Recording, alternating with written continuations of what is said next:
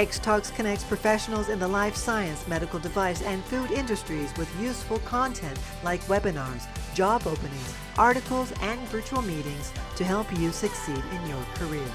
This food industry-focused podcast brings together some of our editorial staff to share insights into the latest B2B industry news to help keep you up to date. Hello, everyone, and welcome to the Xtalks Food Podcast. I'm Sydney Perlmutter, Senior Food Industry Journalist and Webinar Moderator at Xtalks.com, and this week I'm joined by Aisha Rashid and Vera Kovacevic. Thanks for coming today. So, this podcast, we're going to cover some of the 2024 food industry trends. Now, as we move into this year, the food industry is poised to be at the cusp of transformative changes that are shaped by evolving consumer preferences, tech advancements, and a growing emphasis on sustainability. So I'm going to talk about the 2024 food industry trends that I've got from leading experts in the field, and they each offer a unique perspective on the trends and challenges that will define the landscape of food production, distribution, and consumption in the coming year. From the rise of plant-based products to the integration of advanced technologies like blockchain and AI, these insights paint a picture of an industry undergoing rapid and significant evolution. Sustainability, of course, emerges as a central theme, with companies increasingly focusing on ethical sourcing, reducing food waste, and embracing environmentally friendly practices.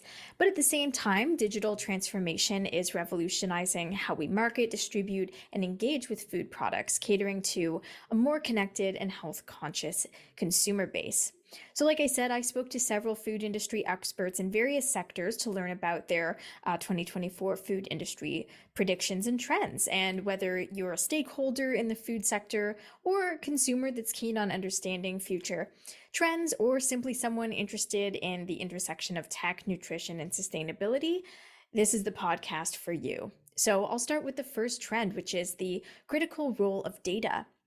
Now, in his 2024 food industry predictions, Are Traasdahl, founder and CEO of Crisp, presents a forward-looking view of the food and beverage industry, and he predicts that 2024 will mark a new era for the industry, characterized by advanced demand sensing, smarter data use for sustainability and availability, and more nimble supply chains amid consumer preference shifts. So he said in 2024, food and beverage brands will leverage real-time data to match product availability and preference to true consumer demand. This shift will be powered by advancements in data analytics and technology, leading to more accurate predictions of shelf-level inventory. So brands will use historical data and contextual factors like weather and demographics, enhancing collaboration with retailers for efficient inventory management and reduced out of stock. Smarter use of data will also be key to reducing food waste and improving product availability. So he cites an example of a chocolate brand that used real-time supply chain data to track inventory and reduce spoilage. He added, by leveraging the latest sales and inventory data, the brand reduced spoilage, improved loyalty, and boosted the bottom line by keeping the most in-demand SKUs always in stock. And lastly, he predicts that supply chains will become more agile in 2024, adapting to changing consumer preferences. So he highlights the importance of visibility into near real-time inventory levels to align supply and demand accurately. Lastly, he said, new real-time inventory tracking to store shelves will allow consumer packaged goods or CPG brands to meet demand fluctuations, resulting in stronger brand loyalty through consistent in-stocks, even as consumer preferences evolve. So this would be huge. I mean, I think we've all experienced going to the grocery store, or maybe even a couple grocery stores, to look for, one or essential product, and it's been out of stock. And if what he's saying is true, then I think that would really cut down on these sort of out of stock and inventory issues. So what do you think about this prediction? And do you think that, tech and all these predictions in terms of consumer data and predicting contextual things like weather and demographics could actually help in solving this issue? Yeah, definitely, for sure. I don't think it's probably implemented everywhere enough. And what I find interesting is like the demographics part. Do they mean like you know, let's say, for example, Toronto, it's a very diverse city. Do they mean like, where you have different cultures tending to buy more of a certain food product? Is that what they mean by demographics? Yeah, potentially. I mean, that word covers, I think, a lot of Different stats about, factors. yeah, factors and stats about individuals. But I think that's an excellent example. Yeah, if there's more demand for a certain, like Asian cuisine, let's say, and products, then because of the demographics, then I think that's absolutely like a factor. Yeah. Okay, really interesting. And can you tell us a little bit more about your interviewee, Ari, and like what does CRISP do? Yeah, so Vera, according to the CRISP website, it's a platform that integrates data across cloud, like the cloud system, and on-premise systems. So I think they work with food companies, and I don't think just specifically food. I think CPG brands, which include food companies. So they would use CRISP to power merchandising, supply chain, marketing, and launching new business models, and apparently much more. So that is what CRISP does. That's great. Yeah, I think if we had this implemented during COVID, I think a lot of things could have Mm, been, not out of stock, that were out of yeah. stock.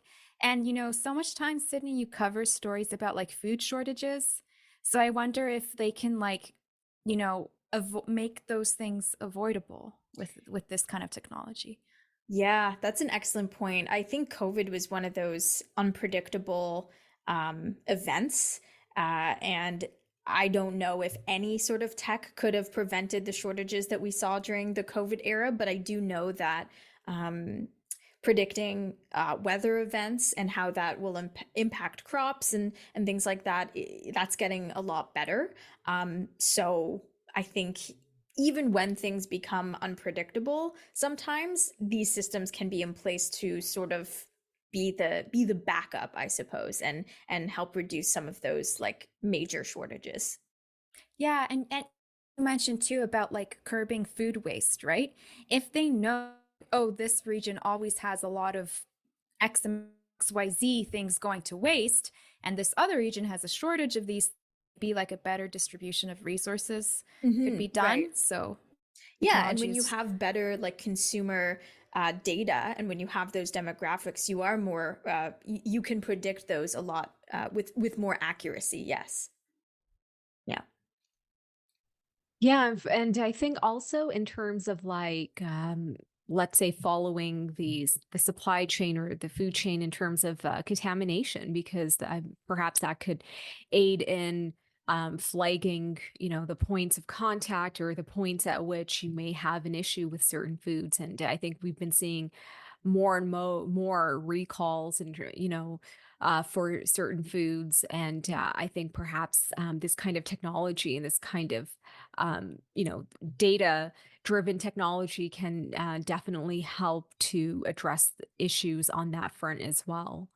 Yes, that's an excellent point. And I think just being able to, yeah, get that information out there quickly. Quickly, yeah. Yeah, yeah, time is always a Hmm. factor when it comes to recalls, and also I think we talk about this a lot, but the most effective ways to distribute that information are still kind of up in the air, and I think you have to Hmm. be a really informed consumer, or someone like me who's always trying to find recalls to really know what is being recalled, unless it does make national news, which isn't always the case. So yes, I think tech will definitely help in speeding up the process of identifying yeah, foodborne illness cases and recalls and things like that. So that's an excellent point. All right, so I'll move on to the second trend, and that is AI in agriculture. So Brian Wenngatz, he's the CEO of Sentera. He offers some insightful predictions for the agriculture sector this year. So he foresees an accelerated adoption of generative AI in agriculture. He predicts this tech will play a crucial role in informing machine learning models, reducing costs and time needed for training data collection. He emphasizes that this advancement will accelerate the development of transformational agronomic analytics to support product development and precision application technology. So this use of synthetic imagery generation is expected to be a game changer in ag tech. Wenngatz also anticipates a continued emphasis on more precise crop protection methods. He attributes this to regulatory demands and sustainability concerns. And to meet these requirements, the industry will need to integrate new digital technologies for efficient management of diseases, pests, and weed impacts on crop yields. So he notes that these advancements are necessary for ensuring better yield and adherence to evolving regulatory and sustainability standards. And this year, we'll additionally see advanced collaboration between ag tech and agri-science leaders. He sees agri-science organizations increasingly leveraging ag tech specialized capabilities to expedite their product pipelines, research, and the development of innovative precision application technologies. So this partnership, he believes, will lead to more efficient and effective solutions in the agricultural sector. So, I mean, this second trend is very similar to the first, except just more focused on agriculture. And I thought this was very interesting as well in terms of just being able to train I guess, robots and AI to really understand the process of growing certain crops. And it seems like less and less human error we'll see in terms of ag tech. But yeah, what do you guys think about more AI in agriculture? And does it like worry you at all, or are you more excited about it? You know, we always talk about food tech a lot, and this is really the first time I heard that term ag tech. So yeah, I thought that was really cool. I'm just trying to understand a little bit better about what the company Sentera is doing. I'm guessing they offer like some kind of digital solutions or like analytics. Yeah. So there, I actually interviewed the CTO of the company recently, so you can listen to that interview as well. So yeah, they offer data and analytics. They make sensors and drones for agriculture. So in terms of their data and analytics, their advanced data science ecosystem translates aerial imagery into plant level measurements. So they're able to provide like deeper insights. They offer apparently award-winning sensors and drones to capture these aerial imagery. And they also offer precision weed management as well. So they have this scalable precision weed management solution to reduce herbicide use actually by up to 70%, they say. So they offer a whole slew of solutions for agriculture. Yeah, I'm just looking at their website. They have like canopy cover, crop damage, crop area, crop health, flower cover, crop height, elevation and hydrology, weed detection, lots of really cool things. And like, wow, I'm sure that saves, the farmer tons of time. Right. Yeah. And it really takes any like human error or things that humans can miss out of the equation in a lot of cases. So certainly. That's really cool. I'm wondering if this could be like the Chat GPT for egg. Yeah, seriously. Exactly. Yeah, that's what it seems like. So I think, yeah, this is definitely the way of the future, like automation, AI, just to help streamline processes and reduce errors and a lot of those things. Of course, I don't think that humans will ever be completely replaceable, but yeah, I think this is, again, anything that can help improve the industry, help improve yields, help improve quality, I think, of course, as well. I think there's a lot of concerns about like the use of pesticides and other measures that are taken in terms of how crops are grown. And so perhaps, optimizing those processes and seeing what is best for the crop and for the end consumer. I think this can go a long way for sure. Totally agreed. Yes. All right, so our next trend is improving transparency and efficiency. So Pat McCullough, he's the CEO of ProducePay. He shared his 2024 food industry trends, focusing on key areas of innovation and sustainability. He notes that the perishable produce industry is still quite analog and faces challenges in data extraction to feed blockchain solutions. So he describes ProducePay's role as a data gatherer and organizer, emphasizing the need for data accumulation as a precursor to effective blockchain implementation. Now, this reflects an early stage in the industry's overall digital transformation. McCullough also points out that while the demand for produce is fairly stable, that the supply is not, leading to significant price volatility and, of course, food waste. So he says, we have the most mismatched supply and demand, which drives incredible price volatility.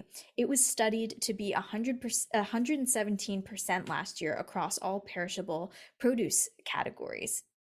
That includes melons at 400%, tomatoes at 400%, and grapes at 200%.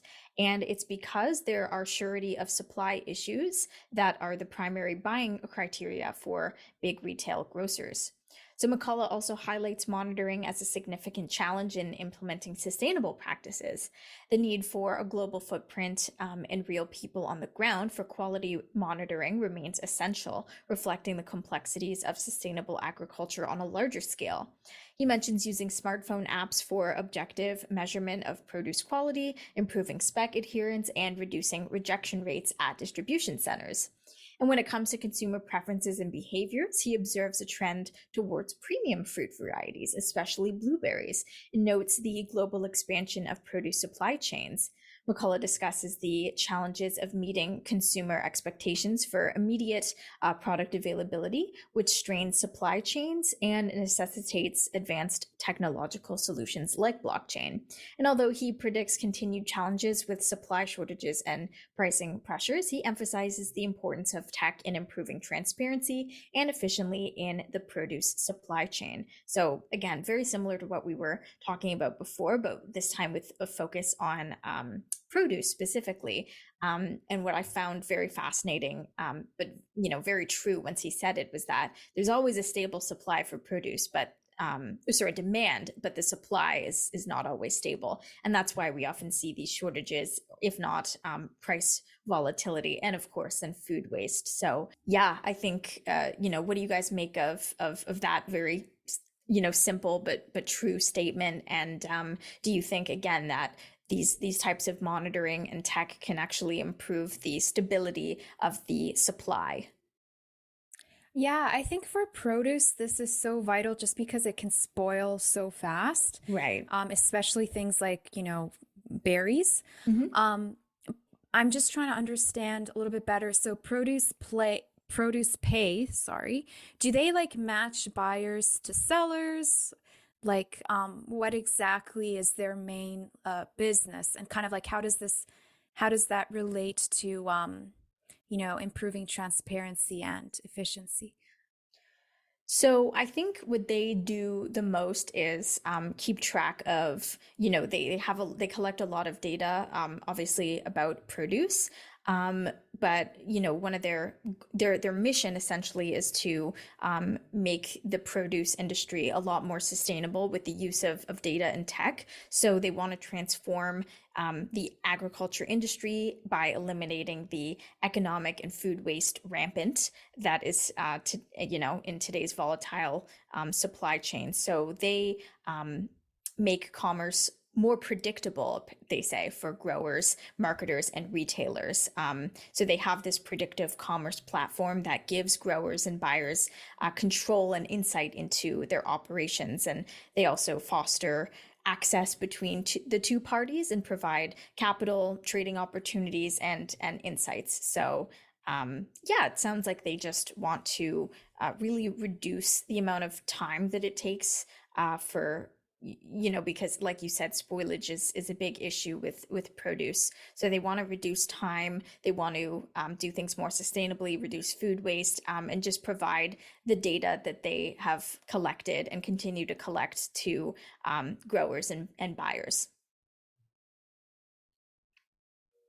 So basically the idea is matching supply and demand in many cases, I guess. Yeah, to the extent that it's possible. Yeah. Right. Yeah. Because I know like at the restaurant level, what is it, like 30 to 40% of like food is wasted, but I'm not sure at the agricultural level, like right at the point of crop production. I'm not sure what the wastage is there, but I'm sure it is quite a lot. So I think that's important to address, and it's cool that this company is doing that. Yeah, that's a great point. I'm not too sure either about those stats. I'm sure they're like pretty staggering. Um, and the thing about produce, which we've talked about before, is that people expect their produce not just to taste good, but to also look nice too. And even if it is not spoiled, but there's a scratch on an apple, Blemishes. right? Blemishes, exactly. People are less likely to buy it. And Yeah. I think that's not, that can be an issue that can be solved, because it's really more about perception. But yeah, I can't even imagine how much food is wasted just from those like very small things alone. But all throughout the transportation chain, a lot of things can happen. And I think a lot of this tech is focused on eliminating, or at least reducing the factors that make food waste easier, right? So they're just trying to eliminate anything that can happen that would make food either spoil quicker or have blemishes. I mean, I feel like a lot of the blemishes happen during the transportation process when they're being all rattled around in a truck or whatever. But still, I think as consumers, I think we often need to get over the the sight of produce that may not look as appealing. But yeah, totally agreed.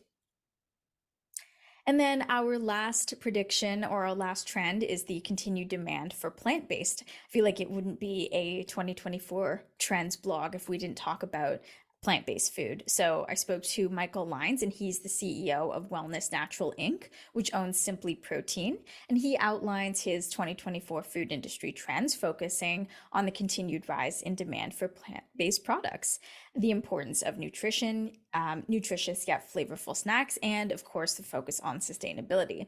So he foresees a growing demand for plant-based products beyond traditional dairy and meat alternatives, especially in the snacking segment. He highlights SimplyProtein's alignment with this trend, offering plant-based ingredients in their snacks. Another trend Lines anticipates is the demand for snacks that combine exceptional flavor with nutritional value, which reflect a deeper consumer awareness of taste and health benefits. SimplyProtein's dipped bars exemplify this trend, offering both taste and protein. There will also be an increased interest in transparent and simple ingredients. Consumers will prefer snacks with easy to understand ingredients and everyday protein use. The need for convenient yet nutritious products will continue as consumers seek portable snacks that don't compromise on health, reflecting a fast-paced lifestyle. So Line says consumers will continue to look for products that are convenient but don't sacrifice nutrition while on the go.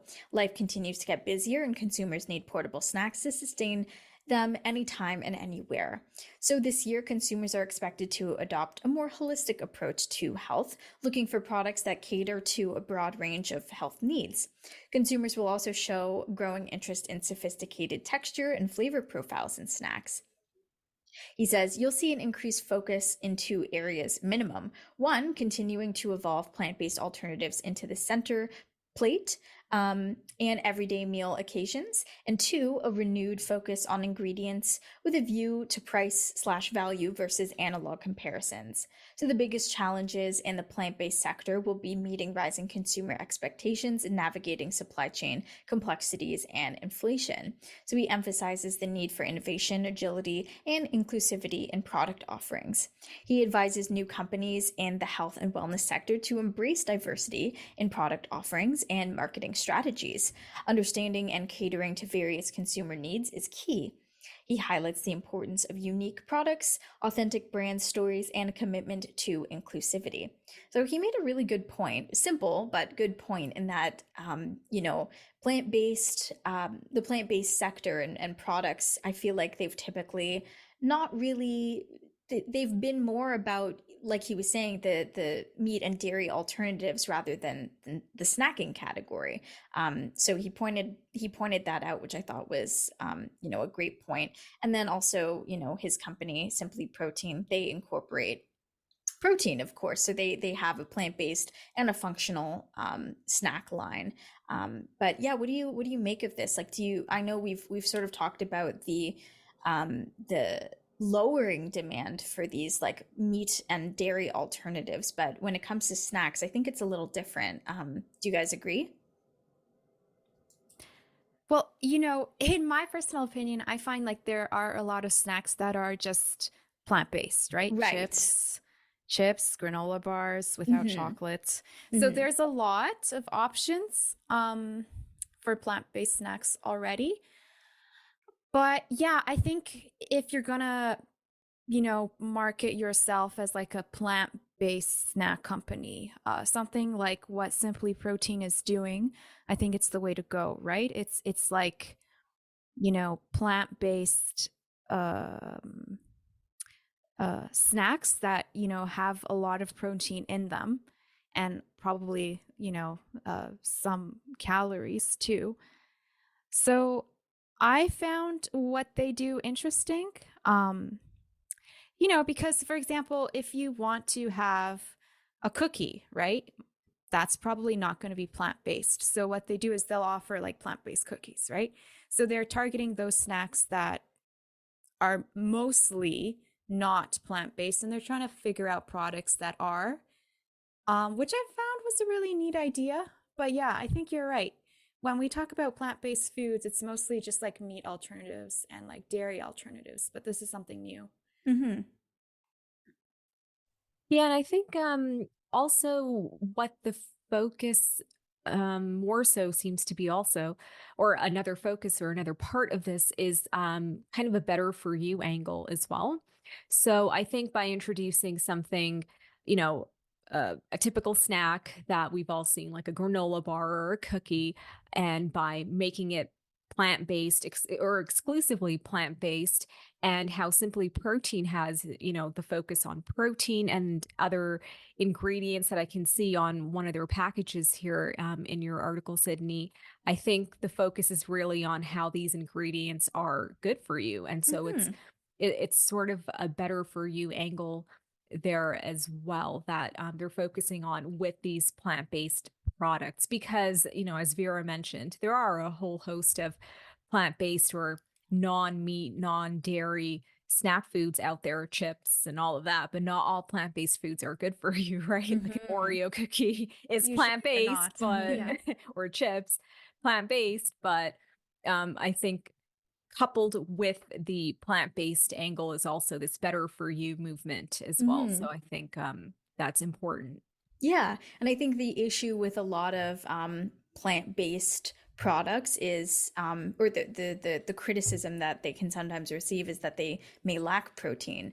And then the criticism that protein bars will get is there's so many weird ingredients that I've never heard of before. So I think SimplyProtein is kind of tackling both of those with, with its products by providing an adequate amount of plant-based protein, but also coupled with ingredients that people can understand. So I think, I think it's an awesome product. But yeah, so those are our 2024 food industry trends. And that's the end of this episode of the Xtalks Food Podcast. So if you like today's show, don't forget to rate, review, and subscribe. Thanks, everyone, and see you next week. Bye. Bye. Bye. Thanks for listening to the Xtalks Food Industry Podcast. If you enjoyed our discussions today, please share the episode with your friends and colleagues, and be sure to subscribe in order to be notified when a new episode is released. To join in on the discussion, you can find Xtalks on social media, email podcast@xtalks.com, or comment on the articles directly. Links are in the show description. Take a moment to join our community at Xtalks.com to get access to everything we have to offer, including webinars, job listings, virtual meetings, articles, and more. The views and opinions expressed in the podcast are those of the speakers sharing them. They should not be taken as professional advice and do not necessarily reflect the policy or position Honeycomb Worldwide. For further information, email us at podcast@xtalks.com. Thanks for joining us, and we'll see you next week.